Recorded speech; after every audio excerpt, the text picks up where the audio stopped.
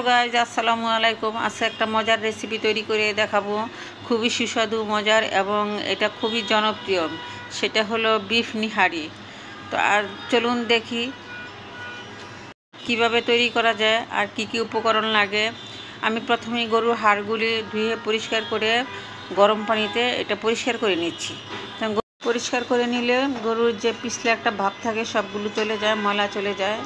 আর এখানে পেঁয়াজের বেরেস্তা দিচ্ছি আমি সাথে প্রথমেই, আর পেঁয়াজ ভাজার যে তেলগুলো থাকে সেই তেলগুলো ওর সাথে দিয়ে দিচ্ছি। তো কয়েকটা তেজপাতা দিয়ে দিচ্ছি, এখানে এলাচ, লং, দারুচিনি সব মশলা আছে, সব মশলাগুলো দিয়ে দিচ্ছি। 1 চামচ জিরার গুঁড়া, 1.5 চামচের মতো দিয়েছি। মরিচ গুঁড়া 2 চামচ, সব মশলায় পরিমাণ মতো দিতে হবে। ধনিয়ার গুঁড়া 1.5 চামচ, লবণ স্বাদ মতো। তো পেঁয়াজ আছে এখানে হাফ কাপের মতো, পেঁয়াজ কুচিগুলি দিয়ে দিচ্ছি। আদা রসুন 2 চামচ করে।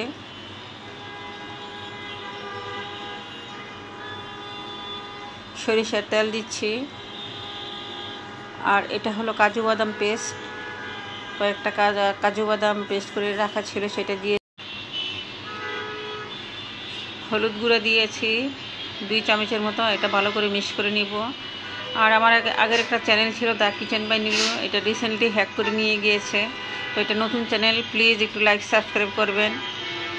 তো হাড়গুলো তো বেশি নাড়াচাড়া করা যায় না, এই জন্য ঝাঁকিয়ে ঝাঁকিয়ে এটা মিক্স করে নিচ্ছি। 10 মিনিট ঢেকে রেখে দিচ্ছি, দিয়ে আবারও মিক্স করছি।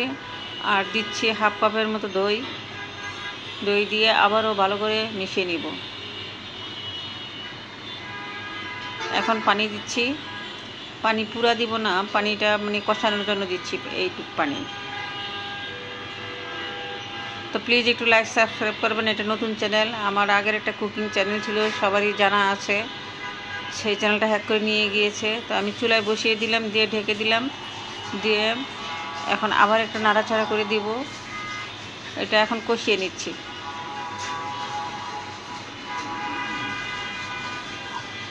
এখন পর্যাপ্ত পানি দিচ্ছি।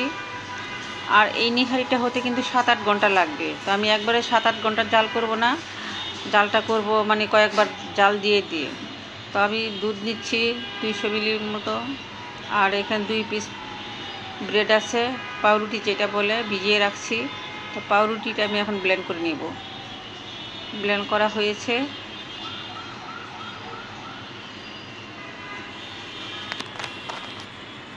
ব্লেন্ড করা ব্রেডটা দিয়ে দিচ্ছি, দুধটা দিয়ে দিয়েছি, দিয়ে এখন নাড়া দিয়ে দিচ্ছি।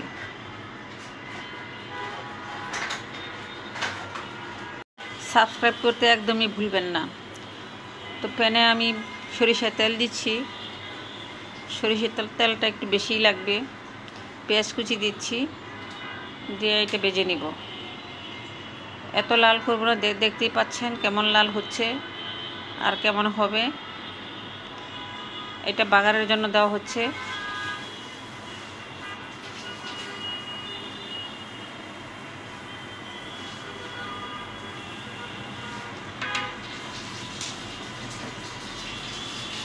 বাগার দিয়ে দিচ্ছি। এইভাবে রান্না করবেন, কারণ এইভাবে রান্না করলে খুবই সুস্বাদু মজা হবে। তো আশা করি ভালো লাগবে। প্লিজ লাইক সাবস্ক্রাইব করবেন। সাথে আবার নান রুটি বানিয়েছি, নান রুটি দিয়ে এটা খাবো। আদা কুচির ধনিয়া পাতা দিয়ে সাজিয়ে নিচ্ছি। গরম গরম পরিবেশন করব। আশা করি অনেক ভালো লাগবে। ভিডিওটা পুরো দেখবেন।